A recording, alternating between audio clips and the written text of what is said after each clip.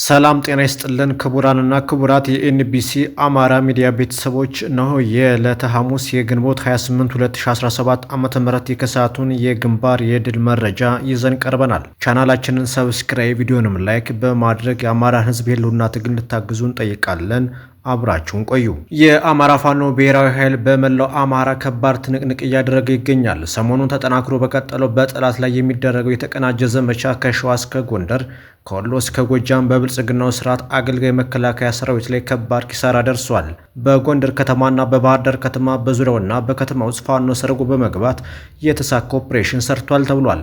እንደ ማሳያ በባህር ዳር ከተማ የሰሜን ምዕራብ እዝ ማዘዣ የሚገኘው የአብይ አህመድ የአየር ክልል መቆጣጠሪያ ራዳር ለሶስተኛ ጊዜ ወድሟል ተብሏል። ከዚህ በፊት 2 ጊዜ በጀግናው ፋኖ ወድሞ የነበረው ራዳር ተገዝቶ በመጣ በ5ኛ ወሩ ዛሬም በድጋሚ በጀግናው ፋኖ ከጥቅም ውጭ ተደርጓል ብለዋል ምንጮች። የአማራ ፋኖ ብሔራዊ ኃይል በጎጃም ቀጠና 1ኛ ክፍለ ጦር ባህር ዳር ብርጌድ በምዕራቡ ቀጠና ጊዮን ሰለሞን ሻለቃና አሳምነው ሻለቃ ጥምረት በመፍጠር ግንቦት 27 2017 ዓ.ም ከሰዓት በኋላ ከ10 ሰዓት ተኩል እስከ 12 ሰዓት ድረስ ጥምር ጦሩን ወገልሳ ቀጠና ነጭ ድንጋይ ተራራ ላይ ማለትም ከምዕራብ እዝ መኮድ ካምፕ 1 ኪሎ ሜትር፣ ባህር ዳር ከተማ ከበላይ ዘለቀ ኤርፖርት 700 ሜትር እና ከዚያ ባነሰ እንዲሁም ወገልሳ ዘጌ መገንጠያ ካለው የጠላት ራዳር 500 ሜትር በቅርብ ርቀት በመሆን ዘጌ መገንጠያ ላይ ለ2 ዓመት በተከታታይ በፍተሻ መልኩ ጠላት ህዝባችን የሚያሰቃይበትን ኬላ በዲሽቃና ብሬን በመደብደብ 1 ሙትና 4 ቁስለኛ በማድረግ ኬላውን በማስለቀቅ የጠላትን ኃይል እየደበደቡ ወደ ካምፓስ ሮጠው ካስገቡ በኋላ በረኞቹ አናብስ ሻለቃዎች ተከታትለው ጠላት የገባበትን ካምፕና የሚመኩበትን ራዳር በዲሽቃ በመደብደብ ከጥቅም ውጭ አድርገው በርካታ ቁሳዊ ኪሳራ ማድረስ ተችሏል ተብሏል። በጎንደርም የአማራ ፋኖ ብሔራዊ ኃይል ዳግማዊ ቴዎድሮስ 5ኛ ኮር የጎንደር የበጋሻው ክፍለ ጦር በተለያዩ ቦታዎች የተጠና ስኬታማ ኦፕሬሽን ሲፈጽም አድሯል ተብሏል። እንደ ምንጫችን ከሆነ የጎንደር ብርጌድ ሻለቆች መሃል ጎንደር ከተማ ማራኪ ክፍለ ከተማ ደሳለኝ አካባቢ ዘልቀው በመግባት ኢላማውን ያሳካ ቀዶ ጥገና አድርገዋል። በስፍራው የነበረው ጠላት ሙትና ቁስለኛ ሆኗል። በተመሳሳይ በጎንደር ከተማ ጠዳ ክፍለ ከተማ የቃኘው ብርጌድና የጎንደር ብርጌድ ሻለቆች በክፍለ ከተማው የተለያዩ አካባቢዎች አደጋ በመጣል በአገዛዙ ላይ ሰብአዊና ቁሳዊ ኪሳራ ማድረስ ተችሏል። የጎንደር የበጋሻው ክፍለ ጦር የጎንደር ብርጌድ የቴዎድሮስ ብርጌዶች በጥምረት በምዕራብ በለሳ ወርሃላ ከተማ የመሸገውን ጠላት አዳሩን ሲለበልቡት አድረዋልም ተብሏል። ዳግማዊ ቴዎድሮስ ብርጌድ በምዕራብ በለሳ ጃንዳብ የአብይን ታጣቂ በሚገባው ቋንቋ ሲያናገረው ውሎ ያደረበት ሁኔታ ተመዝግቧል የተባለ ሲሆን ዛሬ ከሰዓት የጎንደር ቀጠና ፋኖ ባስተላለፈው መልእክት ተልኳችንን አሳክተናል ብሏል።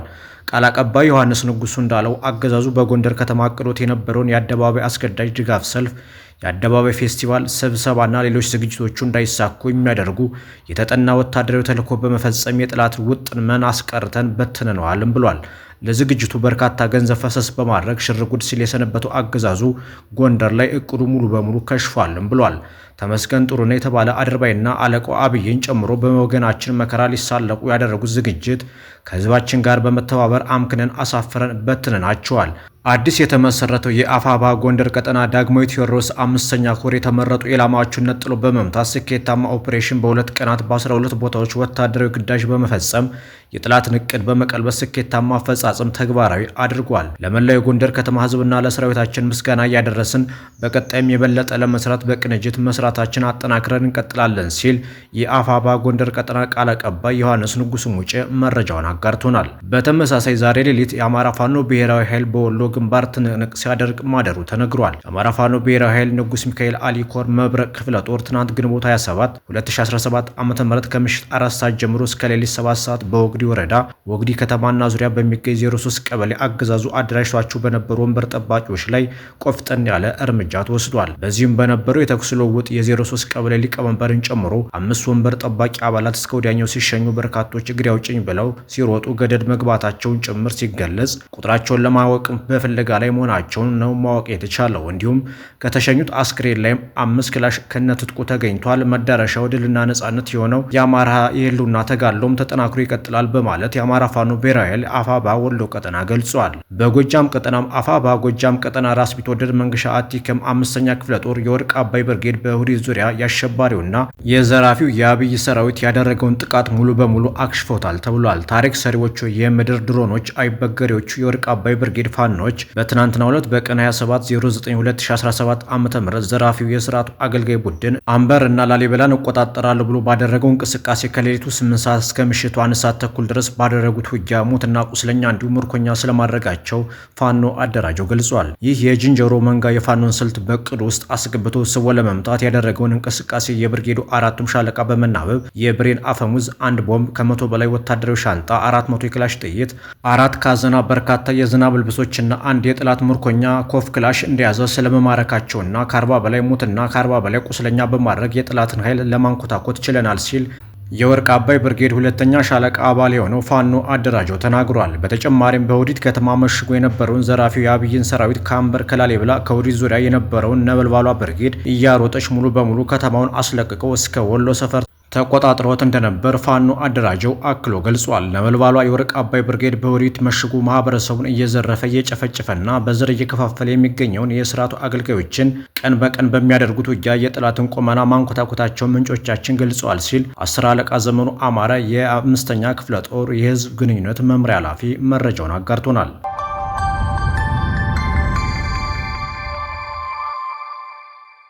ለጎንደር ከተማ ነዋሪዎች ከባድ ማስጠንቀቂያ ማስተላለፉን ፋኖ አሳውቋል። የታሪካዊቷ ጎንደር ከተማና አጎራባች አካባቢ ነዋሪዎች አገዛዙ ወገናችንን መግደሉ፣ ማቁሰሉ፣ መዝረፉ፣ ማፈናቀሉ፣ ሀብት ንብረት ማውደሙ እንዲሁም እልፍ ወገናችንን በእስር እያሰቃየ በሚገኝበት በዚህ ዘመን እንዲሁም ወጣቶችን አስገድዶ ለውትድርና እያፈሰ በሚገኝበት አስከፊ ሁኔታ ውስጥ ሆነም የፋሽስታዊ አገዛዝ ተገርሶ ፍትህና ርትዕ የተመኘና ለፈጣሪ እየተማጸንክ ባለበት ዘመን አገዛዙ አዲስ ተጨማሪ የበደል ውጥን አቅዶ በጎንደር ከተማ ለቀናት የሚዘልቅ የማናለብኝነት የንቀት ፌስቲቫል ደግሶ አስገዳጅ ወከባዎችን ከወዲሁ በነዋሪዎች ላይ ጀምሯል። አስገዳጅ ሰልፍ፣ ፖለቲካዊ ትዕይንቶችን ሁሉ ለማድረግ በቁስል ላይ እሾህ ሲወጋ ልታይ መሆኑን ለአፋባ ጎንደር ቀጠና የከተማችን የጎንደር ነዋሪ የሆንከው የደረሱልን ጥሪና ትብብር አድርሰን ነበር። ስለሆነም ጀግናው የጎንደር ህዝብ ጥሪን ተቀብለን በትብብር ወታደራዊና ሌሎች ተግባሮችን ትናንት ግንቦት 27 2017 ዓ.ም ንጋት 11 ሰዓት ጀምሮ ገቢራዊ እያደረግን እንገኛለን። የመጀመሪያውን የዕለቱን ተልዕኮ በስኬት ያጠናቀቅን ሲሆን ቀጣዩ መርሃ ግብርም አጠናከር የምንቀጥል ስለሆነ የሚከተሉትን ትብብሮች እንጠይቃለን። አንደኛ፣ ወዶም ሆነ ተገዶ በጠላት ድግሶችና የፖለቲካ ትዕይንት መድረኮች ማንም ሰው እንዳይገኝ። ሁለተኛ፣ ጠላት የወጠነውን ሴራ ለመቀልበስ ተባባሪ እንዲሆን። ሶስተኛ፣ የአገዛዙን ፖለቲካዊና ወታደራዊ አመራሮችና አባላት በሚገኙበት ቦታ ባለመገኘት ደህንነታቸው እንድትጠብቁ። አራተኛ፣ ከአገዛዙ ወንጀለኛ ሹመኞች ጋር ማንኛውም ኢኮኖሚያዊ፣ ፖለቲካዊ፣ ማህበራዊና እንዲሁም መረጃ ነክ ግንኙነት እንዳታደርጉ። አምስተኛ፣ መረጃ በመስጠት የተለመደውን ትብብር እንድታደርጉ። ስድስተኛ፣ በዋና ዋና መንገዶች፣ አዳራሾችና መሰል ቦታዎች ባለመገኘት የተለመደውን ድጋፍና ትብብር እንድታደርጉልን፣ ደህንነታቸውን እንድትጠብቁ ከአደራ ጋር መልእክት እናደርሳለን። ይህንን ማሳሰቢያ ችላ ብሎ የተላለፈ ኃላፊነቱን ሙሉ በሙሉ ግለሰቡ የሚወስድ ይሆናል በማለት የጎንደር ቀጠና ፋኖ ቃል አቀባይ ዮሐንስ ንጉሱ ሙጬ መልእክቱን አድርሶ እንደነበር የሚታወቅ ነው። ዛሬ ደግሞ ይህንን የተወጠነውን ሴራ ሙሉ በሙሉ አክሽፈናል በማለት የጎንደር ቀጠና ፋኖ መረጃውን እንዳጋራን ከላይ መዘገባችን የሚታወስ ነው።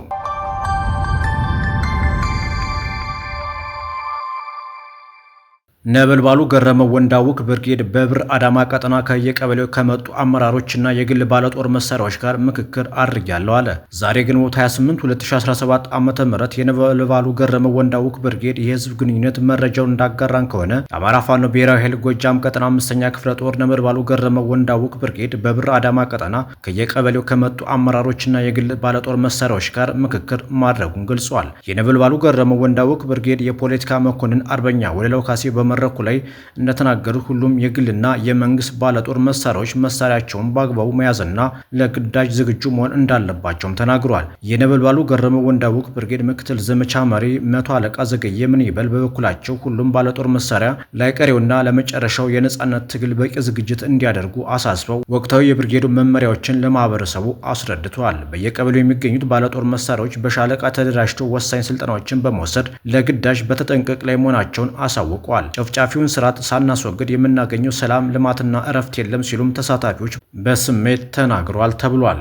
በተመሳሳይ የአቸፈር ወንድዬ ባለግል ትጥቅ ሆ ብሎ መነሳቱም ተገልጿል። የአቸፈር ባለግል ትጥቅ በአንድነት በመትመም ጠላት ድባቅ እየመታ ይገኛል። የአፋባ የጎጃም አገው ምድር ክፍለ ጦር በአቤ ጉበኛ ብርጌድ ስር የሚገኙ ባለግል ትጥቆች ከአርበኛው ጋር በጋራ ጠላትን እየደመሰሱ ይገኛሉ ብለዋል ምንጮች። አርሶ አደሩ በንቅናቄ በመውጣት ይህንን ገዳይ ስርዓት በመቃወም በስንቅ በትጥቅ ከማገዝም ባሻገር ፊት ለፊት በጠላትን በመፋለም ጠላትን በአንድነት እየደመሰሰ ይገኛል ሲል ፋኖ ይበልጣል የእውነቱ የአፋባ የጎጃም አገው ምድር ክፍለ ጦር የህዝብ ግንኙነት ኃላፊም ተናግሯል።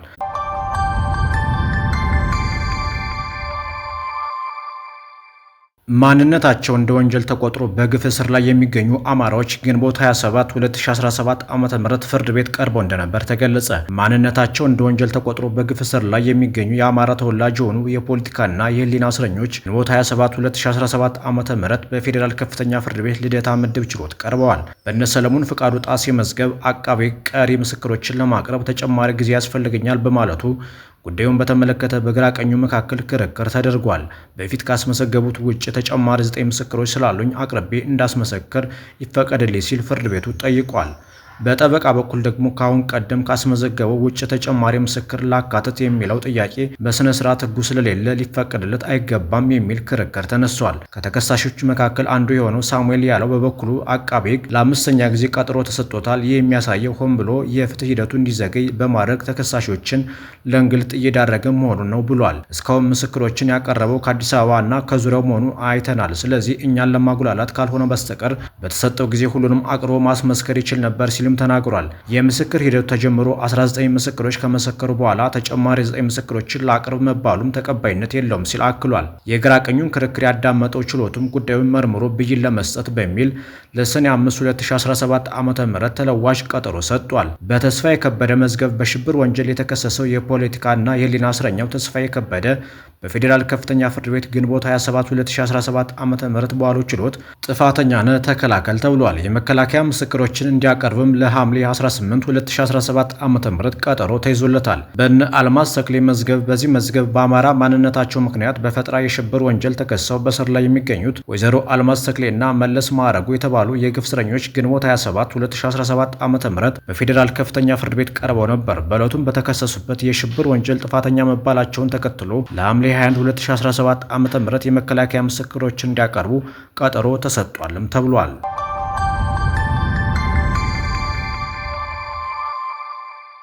ክቡራንና ክቡራት አድማጭ ተመልካቾቻችን ለዛሬ ለሰዓቱ የነበረን የዜናና የመረጃ ወጃ ይህንን ይመስል ነበር። ሰናይ ጊዜ ተመኘን።